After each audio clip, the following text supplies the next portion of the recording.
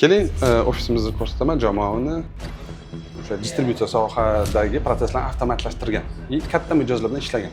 Bo'sh vaqtda podkastlar ham olib turar ekansiz. Ha, podkastlar ham bor. U ham tizimli bo'lishi kerak. Motivatsiyamizni o'zgartirishga harakat qilamiz. Nimaga? Chunki ana subyektivniy bo'lmasligi uchun.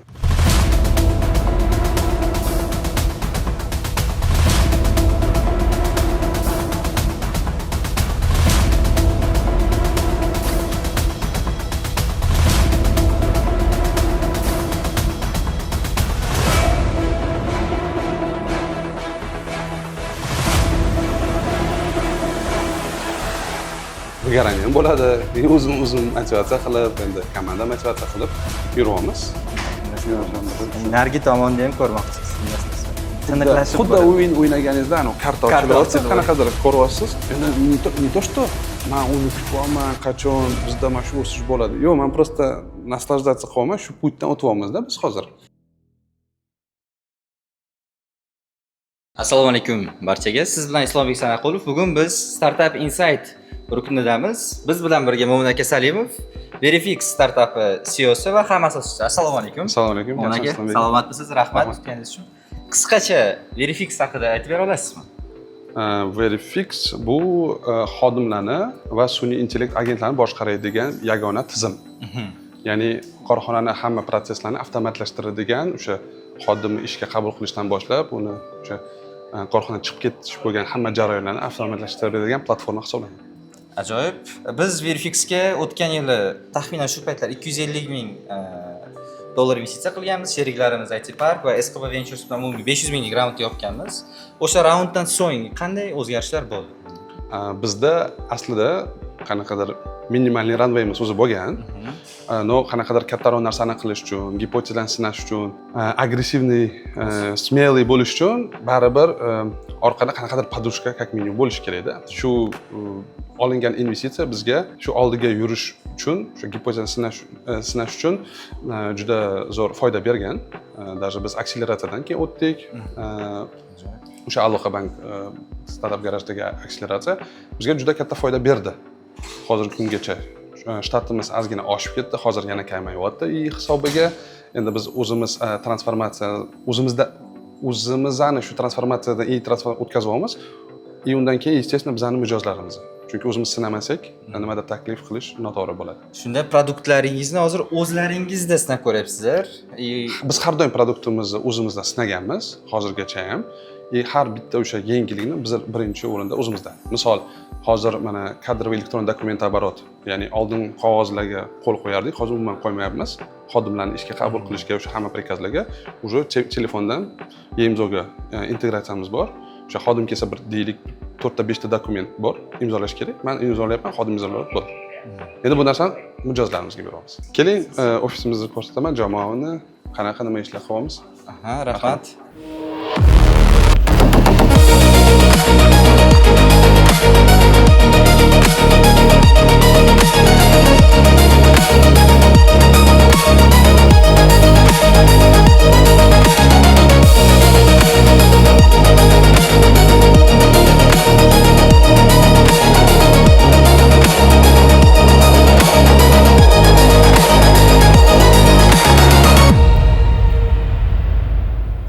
Mo'min aka, Verifix tarixi haqida aytib bersangiz. Qisqacha aytadigan bo'lsak, oldingi ishlab turgan ishxonamiz u ham o'sha produktoviy ishxona edi. O'sha distributsiya sohadagi proseslarni avtomatlashtirgan va katta mijozlar bilan ishlagan. Bizda shu demak qanaqadir opit bor desak ham bo'ladi. O'sha vaqt bozorda muammoni ko'rdik, ya'ni xodimlarni boshqarish, biznes rivojlanyapti, sifrovizatsiya endi mana boshlanyapti. Xodimlarni boshqarish uchun yagona qanaqadir tizim yo'q edi-da. Makroga boshda birinchi o'sha makroga yozganmiz. Tayyor produkt mahsulot просто sotdik bo'ldi. Undan keyin o'sha Face ID mana shu texnologiyalar rivojlangan sari alohida bitta produkt qilganmiz bozor uchun. Birinchi mijozimiz Samsung edi. Shu Verifixni aynan Samsung hozirgi kunda mana как раз 5 ta davlatda ishlaydi. O'zbekiston, Qozog'iston, Tojikiston, Mongoliya. Samsungni 5 ta davlatda HR uchun. Mingtadan ortiq, shu mingtaga yaqin userlar bor. Hammasi shu mobil ilovadan keldi-ketsini o'sha 2019-yildan boshlab ishlash 2009-yilda boshlangan loyiha. 2019-yil oxirida boshlangan. O'sha vaqt ham 20-21 biz hali даже 22-yil ham biz ikkita ishlaganmiz. Ya'ni asosiy korxonada qo'shimcha mana shu startapni qilganmiz. Ishdan keyin shanba, yakshanba mana shunaqa boshlangan.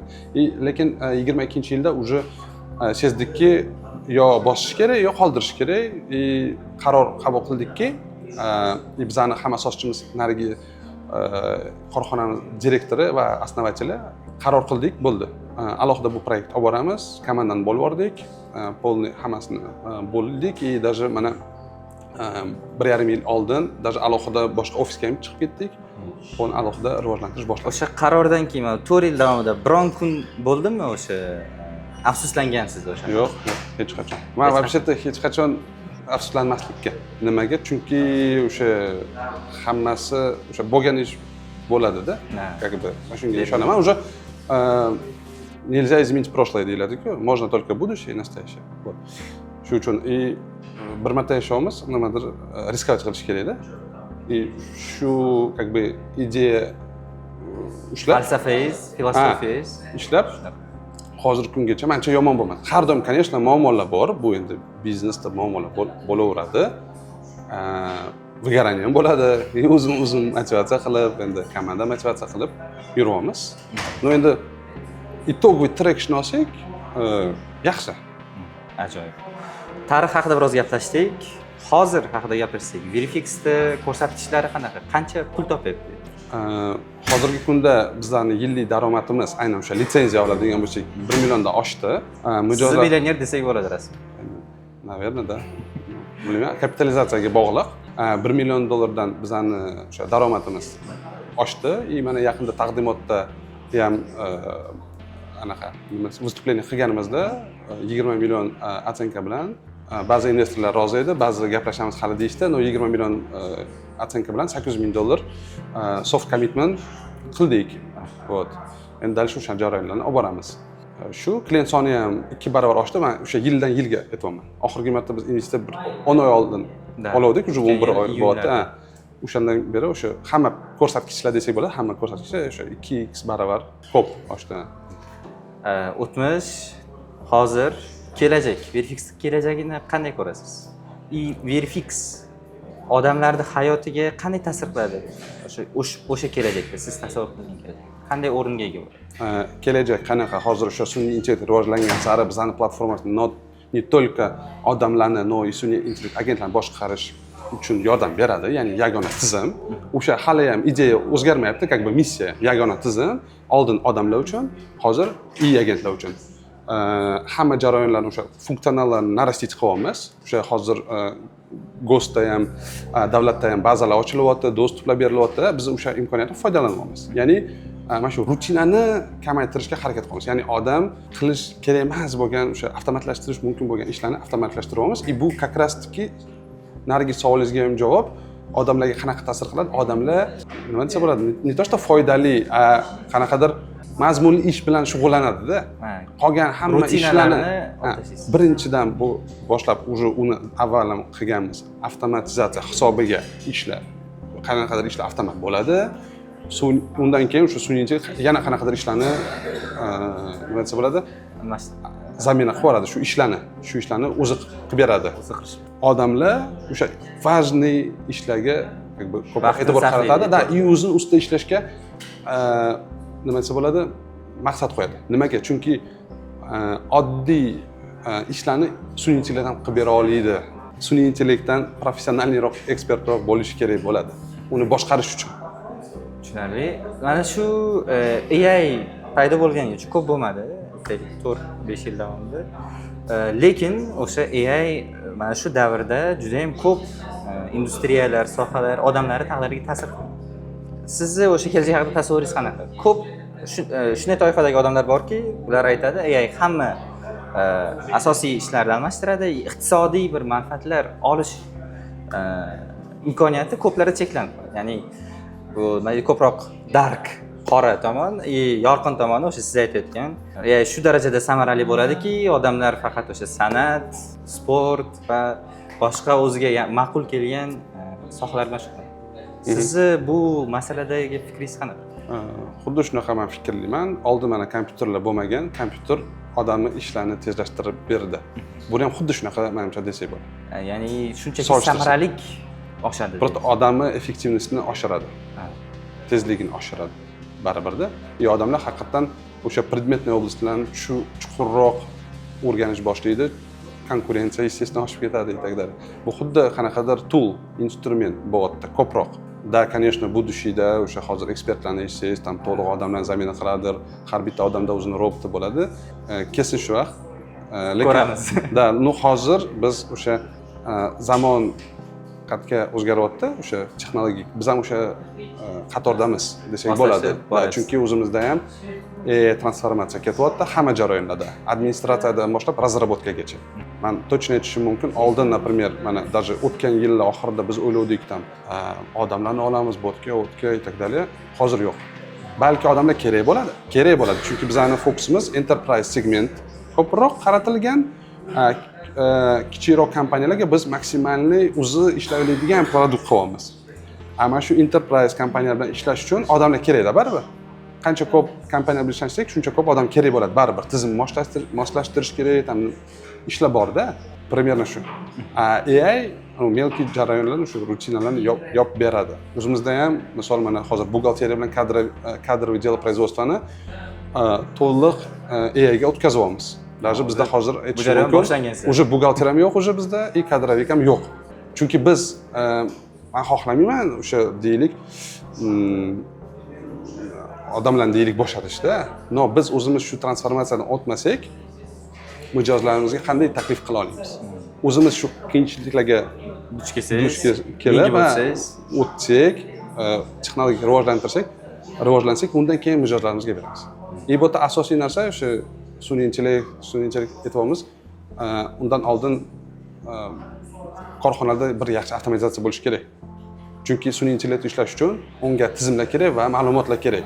Sizda o'sha korxonada tizimlar yo'lga integratsiya qo'yilmagan bo'lsa, keyin o'sha toza danilar yig'ilmasa, sun'iy intellekt effektivность juda past bo'ladi. Yoki бесполезный ham bo'lishi mumkin. Yana bir vkladka bo'lib qoladi. Da. Ishlatadi просто как. Bor, men anaqa bitta o'rtog'im bor. Зарубежный kompaniyaga ishlaydi. Sen ishlatyapsanmi desam, razработчикda. Yo'q, men u ideya beradi-ku, xolos deydi-da. Undan keyin men unga 2 kundan keyin ishonmadi-da menga, men anaqa qildim. 2 kundan keyin tashlavaman, mana Oracle 30 mingta odam bo'shatib yubordi razработчикlar. O'zlari yozishdi shu sun'iy intellekt anaqa neyrosetni keyin bo'shatdi. Men уже o'rganyapman deydi. Уже o'rganyapman deydi. Vaqt tez o'zgaryapti. Mijozlaringiz soni ko'p. Biz taniydigan mijozlaringizni 4-5 tasini aytib bera olasizmi? Endi eng katta mijozimiz shu Safiya. Mana Bellissimo, Evis, Oqtepa, Ermak, Samsung, Pepsi, banklar ham bor, Octobank.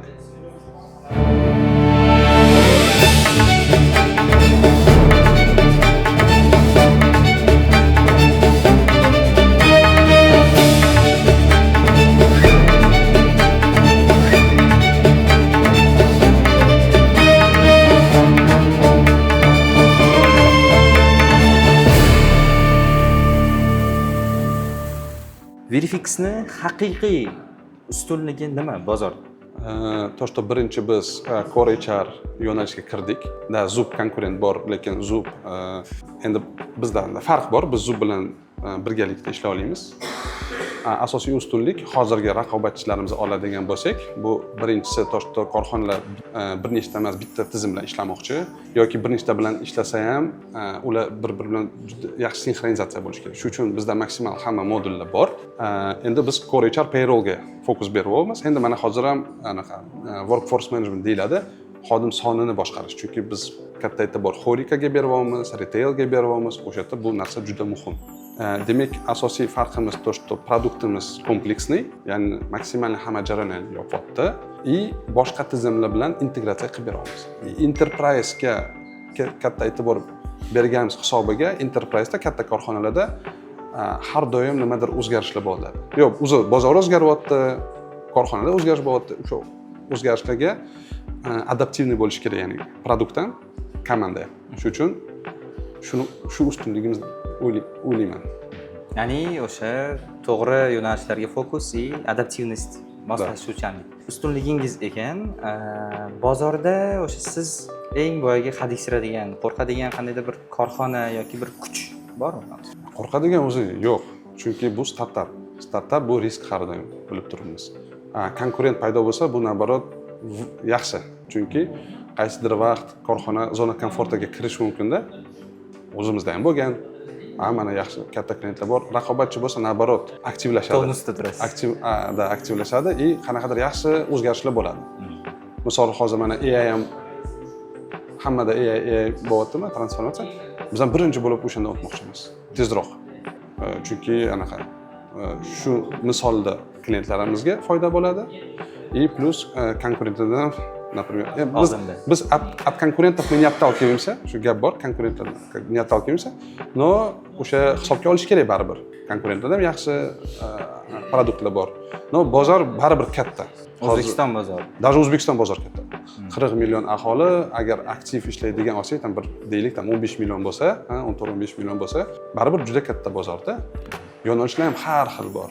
Har xil korxonada bir deylik, tam 10 ta qanaqadir har xil muammolar bor. Baribir hammani biz yopa olmaymiz hozirgi kunda. Chunki fokus kerak-da. 2-3 ta muammoni zo'r qilib yopgani yaxshi, nejeli 10 tasini chala yopgan. Tushunarli. И hozir o'sha aytib o'tgandingiz, hozirgi holat qanday bozorda o'sha raqamlashtirish, startaplar, bizneslarda holat, o'sha umumiy biznes iqlimi qanday? Sharoit o'sha. Sharoit juda zo'r. Nimaga? Chunki частный sektori bor, gos sektori bor-da. Gos sektor oladigan bo'lsak, bu yerda уже ukazlar bor, sifrovizatordan o'tish shart. Mehnat.uz-ga hamma ma'lumotlar kiritish kerak. Oldin, например, прием, перевод, увольнениyalar faqat edi. Hozir даже отпускga odam chiqsa yo больничный chiqsa, o'shani ham kiritish kerak. Davlat shu ma'lumotlarni yig'moqchi. Bu bizga yaxshi. Chunki biz o'shanga instrument tayyorlaganmiz. Mana qisqacha aytishim mumkin. Yaqinda уже nima desa bo'ladi? Reklama desak bo'ladi, qilamiz. Biz o'sha MyGov, kadr elektron dokument оборот и mehnat. Ya'ni xodimni ishga qabul qilish to'liq protsessni avtomatlashtirganmiz. Oldin dokumentlarga qo'l qo'yish kerak edi, kerak emas. Oldin mehnatga ruchniy qo'l qo'yish kerak edi, hozir u ham kerak emas. Ya'ni maksimalniy imkoniyat boricha davlat qanaqa dostupni maksimal shu bergancha biz o'sha protsesslarni ham avtomatlashtirganmiz. Ya'ni boshidan oxirigacha barcha jarayonlarni Verifix orqali hozir hal qilsa bo'ladi. Ishchini ishga olishdan tortib to ishdan bo'shatguncha bo'lgan barcha jarayonlarni Verifix orqali hozirda hal qilsa bo'ladi. Shu xodimni ishga qabul qilish proses o'sha jarayonni Verifix orqali to'liq avtomatlashtirsa bo'ladi. Asosiy 3 ta narsa bor. Birinchisi shu yangi xodimdan ma'lumot olish. Biz o'sha MyGov bilan integratsiya qilganmiz. YeGov bilan xodim ruxsat bersa o'sha ma'lumot tortiladi.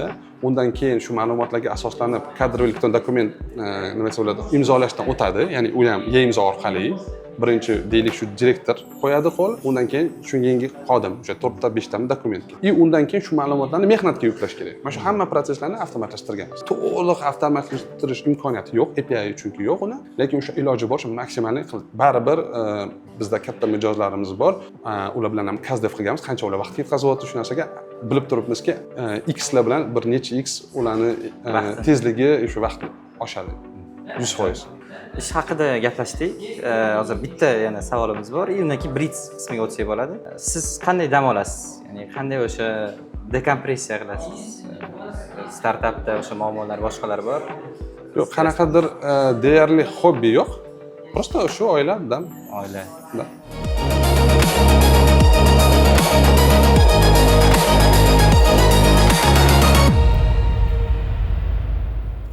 Blitz savollarimiz. Kuchli founder yoki kuchli mahsul? Menimcha bu narsa maqsadga bog'liq. Agar rezultat oladigan bo'lsak, ikkalasi ham ya'ni normalniy rezultat o'sha kuchli korxona qilish kerak bo'lsa, ham produkt yaxshi kerak, ham founderlar kerak. Tak, o'sha eng katta fail nima bo'ldi? Ikkita stolda o'tirish. Ya'ni oldinroq mana ikkita proyekt olib borganmiz, asosiy ish shu startap. Ertaroq shuni boshlash kerak edi. Ertaroq boshlaganimizda men aytmayman qanaqa katta natijaga erishadi. Просто ertaroq hamma muammolardan o'tardik, tezroq. Jarayonlar. Chunki vaqt muhimda bu yerda. Muhim deb o'ylagan top 3 ta qanday insight bera olasizmi o'sha korxona qurishda, muvaffaqiyatli korxona qurish? Birinchi bu rezultatga asosiy javobgar bu SEO. Uni vazifasi videniya qurish. Как раз mana 3 ta narsa menimcha. Birinchisi o'sha videniya qurish, ya'ni qayerga nimaga ketish kerak. Maqsadga erishish uchun tizim qurish. Endi uni ham SEO ham jamoa. Uchinchisi shu tizimda ishlab maqsadga erishish uchun, o'sha videniyaga erishish uchun komandani motivatsiya qilish. Ya'ni u ham tizimli bo'lishi kerak. Chunki harakat qilyapmiz, mana har yarim yil biz motivatsiyamizni o'zgartirishga harakat qilamiz. Nimaga? Chunki ana subyektivniy bo'lmasligi uchun. Чтобы odamlar bilsin, buni qilsam nimaga erishaman? Buni qilsam nimaga erishaman? Bo'ldi.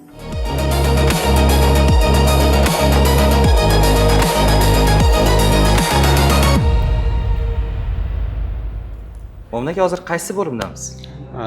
Bizda shu biznes sektorida ikkita xona bor. Bu birinchisi, bu yerda bizda o'sha servis yo'nalish, ya'ni yangi mijozlarni zapus qilish, undan keyin ularni поддержка qiladigan jamoa, undan keyin produkt разработка. Biz уже anaqa mелкий aytmaymiz, 3 ta katta yo'nalish bor, 3 ta 4 ta.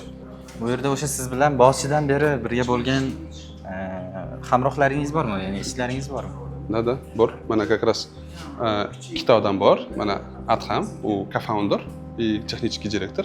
И mana Hamidov Ahmadjon o'sha boshida birga boshladik shu. Birga boshlagansiz. Bu yerchi, o'ndagi bu yer qanaqa xona? Shu xonada o'sha administratsiya, operatsioniy yo'nalish bor. Operatsion direktor, operatsion menejer, men o'zim turibman bu yerda. И qolgani bu kommersiya bilan marketing. O'zi joyingizda menimcha ko'p bo'lavermasligingiz ham kerak, uchrashuvlar, tadbirlari deb. Biz harakat qilyapmiz kuchli o'sha maksimal kuchli jamoa qurish. Kuchli jamoa degani o'sha yo'nalishga olgan javobgarlik odam qaysidir yo'nalishga olgan. O'zi maksimal hamma savollarni yopish kerak. Avtonomnost bor. Maksimal o'shanga harakat qilyapmiz. Qanaqadir xato qilsa ham qilsin. No, qachongacha bitta odam hamma narsani hal qiladi? Qachongacha?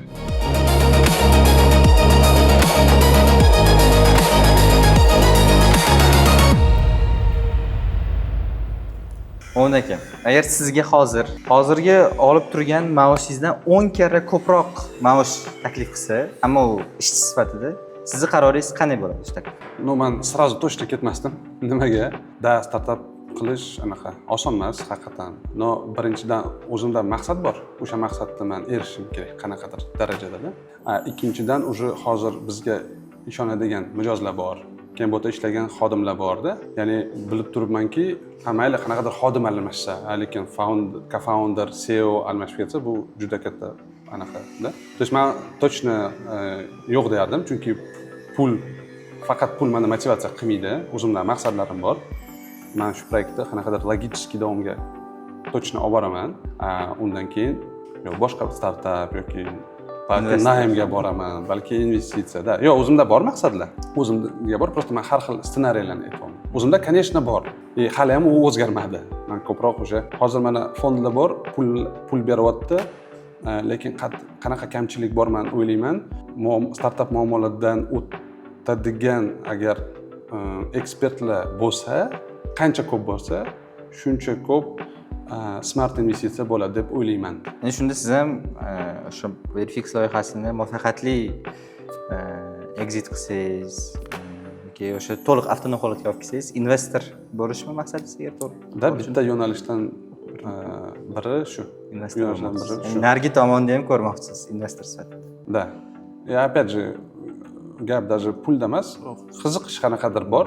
Ya'ni menga o'zi strategiya qurish, mana tizim qurish, mana shunaqa narsalar yoqadi-da.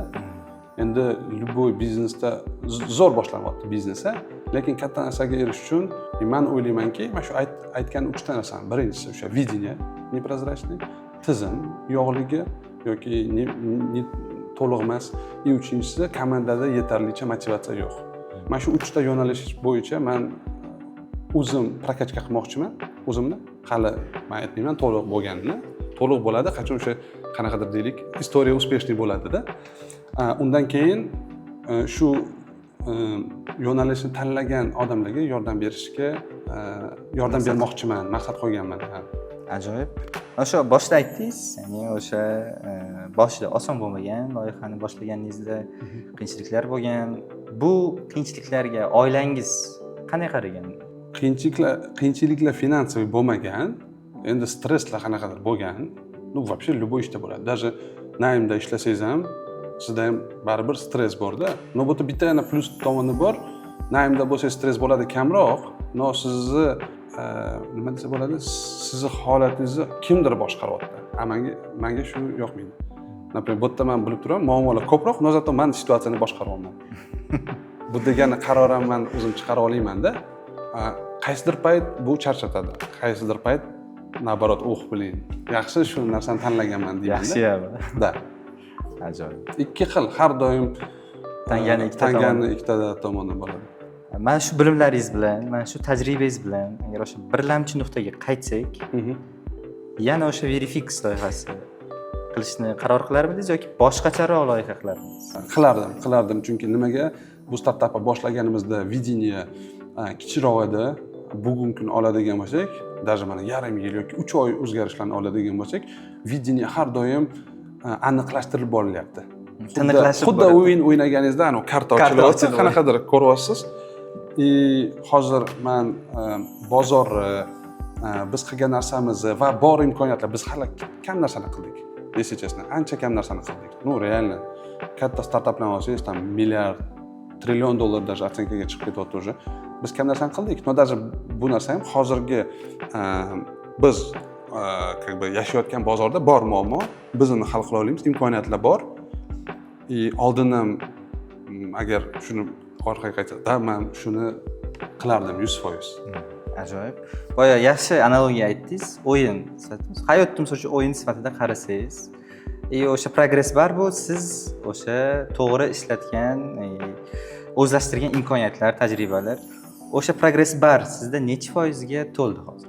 Progress bar, ya'ni o'sha 25% completed, 50% programma minimum men qo'yganim, sifralarni aytmayman, no deylik 10%. 10%. No, даже mana shunaqa kitob bor, накопительный эффект eshitganmiz. То есть boshida qiyin bo'ladi. Men o'ylaymanki, dalishi hozir bizda qiyin qanaqadir razgon olishimiz kerak-da. Даже produkt tomonda ham mana shu product market fit bor. Biz sпрос как бы yaratishimiz kerak. O'sha как только sпрос biz yaratamiz, o'shandan keyin mana bozor o'rganadi, nimadirlar. Shaybadek. Уже, да, вот klassический tez keyin o'sadi. Endi не то что men uni kutyapman, qachon bizda mana shu o'sish bo'ladi. Yo'q, men просто naslаждаться qilyapman, shu putdan o'tyapmiz-da biz hozir. Yaqin orada shu narsa bo'lishi kerak yoki korxona o'lishi kerak. 5 yilda qayerda ko'ryapsiz Verifix loyihasini? 5 yilda asosiy upor biz o'sha Sentralniy Aziyaga bermoqchimiz. Hozir ham beryapmiz. Birinchi o'rinda O'zbekiston, undan keyin o'sha qolgan davlatlar. O'zbekiston o'zida bir 40 million aholi bo'lsa, qolgani o'sha 100 millionda общий Sentralniy Aziya. Biz o'sha yerda ko'ryapmiz. Bizani yechimiz yagona HR tizim. Xuddi kadr kimdir desak, kadr va nimadir desa, o'sha Verifix bo'lishi kerak-da. Xuddi mana endi menimcha tan olish kerak, mana buxgalteriya kimdir desa, 1S. 1S buxgalteriya. Xuddi shunaqa qilib Verifix HR Verifix o'tsa. Ko'rsatkichlar bo'yicha agar qo'polroq yoki taxminan bo'lsa ham, nechta mijozingiz, qancha pul topasiz yiliga? Maqsadimiz bo'yicha biz 30 barobar o'sishimiz kerak. 30 million yiliga. 30 million yiliga. 6000 ta mijoz bo'ladi shunda. Da. O'naki katta rahmat sizga. Sizga rahmat. Vaqt ajratgan vaqtingiz, bo'lishgan bilimlaringiz bilan, ilmlaringiz bilan sizlar bilan Startup Insight rukni bo'ldi. Xuddi shunday kuchli founderlardan bilimlar va insightlar olishni davom ettirish uchun bizga obuna bo'ling.